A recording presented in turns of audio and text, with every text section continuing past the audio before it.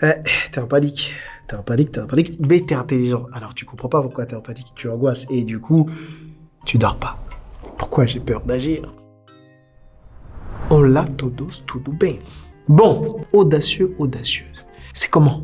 T'as peur d'agir? Tu procrastines, tu es anxieux ou anxieuse et tu ne sais pas pourquoi. Et tu veux savoir pourquoi. Bon, ok, on va faire ça aujourd'hui.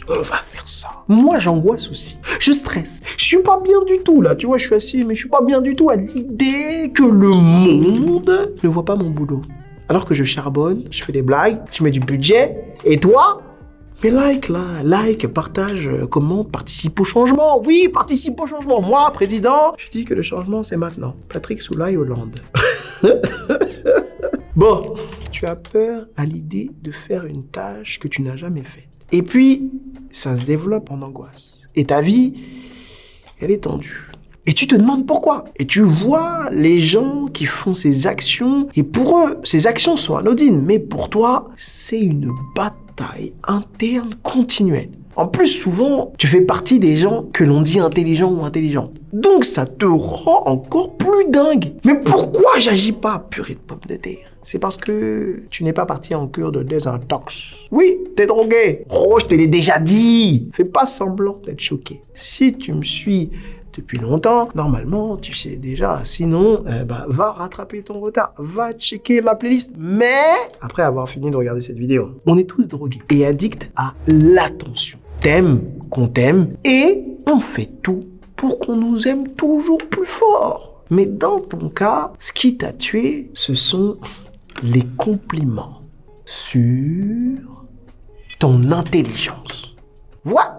Mais tu racontes quoi encore? La base de mon travail depuis des années maintenant, que ce soit au niveau de maître du jeu qui est l'expérience de 3 jours en présentiel que je fais sur Paris ou dans mes Baby Talk que tu peux retrouver en ligne, c'est de travailler sur l'histoire que se racontent les gens d'eux-mêmes. Car c'est là que se trouvent tous les problèmes et aussi les solutions. J'espère que tu as bien capté ce que je voulais dire. Je ne parle pas de l'histoire qui t'est réellement arrivée. Je parle de l'histoire que tu te racontes.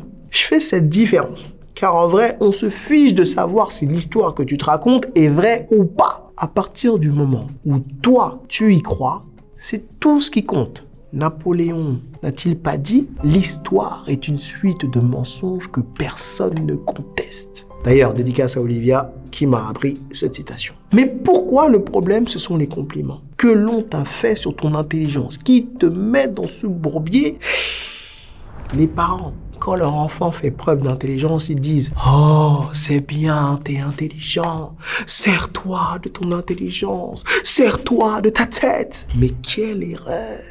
C'est pire que de me laisser toute une journée devant Matrix et une tonne de Floopy. Je t'explique. Je fais référence à une étude de Madame Bouffard au Canada dans ma Baby Talk de la confiance en soi. Donc, je vais faire référence à une autre étude du docteur Carol Dweck, qui est également professeur en psychologie à l'université de Stanford. Elle a fait une étude sur des centaines d'enfants. Cette étude démontre ce que je me répète à vous dire depuis des années. Cette étude interroge la force et l'ancrage de certaines croyances qu'on nous enseigne dès l'enfance. Donc Carole, qu'est-ce qu'elle nous dit? Tout d'abord, son étude s'appelle « Praise of Intelligence can undermine children's motivation ». Ce qui veut dire l'éloge de l'intelligence peut saper la motivation de vos enfants. Waouh, waouh, waouh. Je ne sais pas si vous vous rendez compte. Attention, je vois tous les flemmards se dire « Eh ben voilà, pas la peine d'être intelligent dans la vie. » C'est pas ce qu'elle nous dit Carole, calme-toi. Par contre, on devrait donner cet article à chaque parent à la sortie de la maternité. Elle explique qu'elle a rencontré plus d'une centaine d'enfants. Il y avait des enfants à qui les parents avaient fait l'éloge de leur intelligence. D'autres enfants à qui les parents avaient fait l'éloge de l'effort. Ces parents-là accentuaient sur le fait à chaque fois qu'ils étaient fiers de leur enfant parce qu'ils se sont donnés à 1000%. Et puis, il y avait des enfants dont les parents n'avaient pas loué plus que ça l'intelligence ou l'effort. Donc, Carole se focalise sur les enfants dont les parents ont loué l'intelligence et les enfants dont on a loué la capacité à faire des efforts. Elle et son équipe ont donc fait comme les parents. Ils ont loué l'intelligence et le talent des enfants qui étaient habitués à ça. En leur disant, tu es talentueux, tu apprends vite, tu peux tout faire.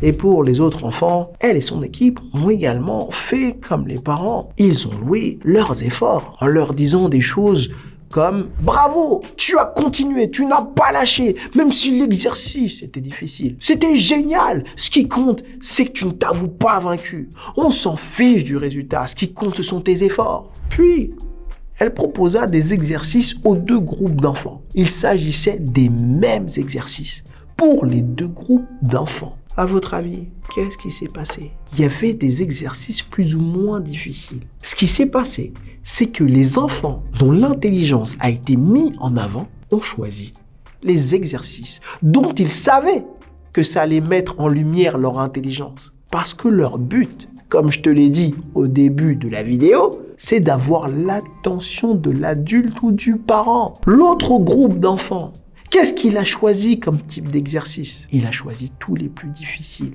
sans faire de distinction. Et plus c'était difficile, mieux c'était pour eux. Pourquoi? Pour la même raison.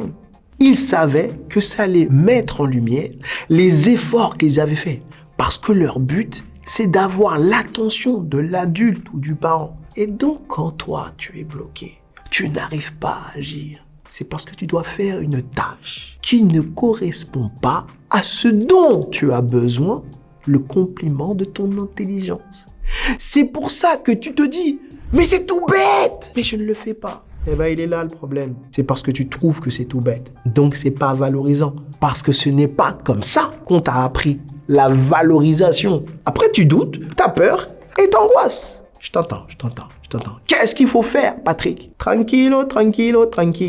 En début de vidéo, je te disais que la base de mon travail repose sur l'histoire que tu te racontes. Il suffit de changer ton histoire, de changer la narration que tu as de toi-même. Ne sois plus dépendant de cette narration parentale qui agit toujours en interne. Écris ta propre narration. Quand j'étais jeune, oui, je le fus jadis. Avant la terre, je fus jeune, oui. Si, je t'assure. Ça devient gênant là, arrête de te foutre de moi. Pendant mes études, j'étais éducateur spécialisé.